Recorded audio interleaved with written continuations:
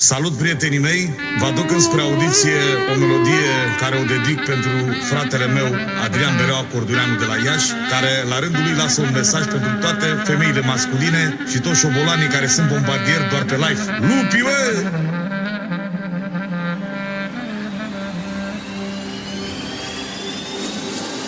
Femeile cu mustață nu au loc să stea în față.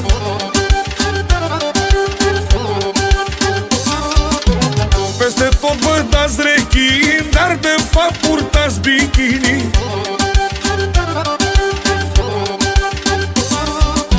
Stați pe Facebook și dați focuri, dar mai bine stați pe tocuri.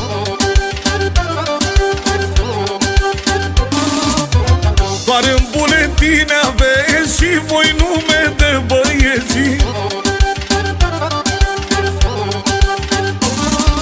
Doi fraieri fără măsură, șmecheri după tastatură. Pe Facebook sunteți spartani, față-n față șobolani. Voi fraieri fără măsură, șmecheri după tastatură. Pe Facebook sunteți spartani, față-n față șobolani.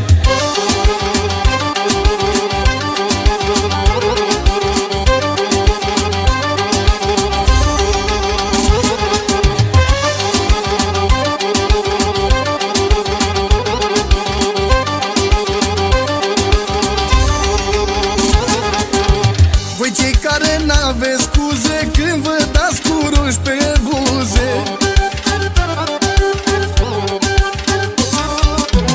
vă mai duceți și la sală să lucrați partea dorsală.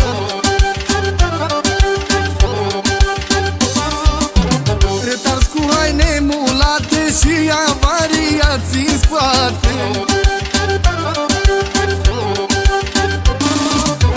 Aveți dosarele groase doar cu fapte rușinoase.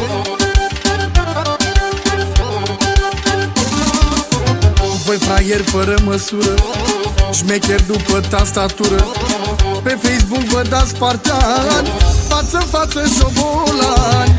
Voi fraieri fără măsură, șmecheri după tastatură. Pe Facebook vă dați spartani, față-n față șobolani.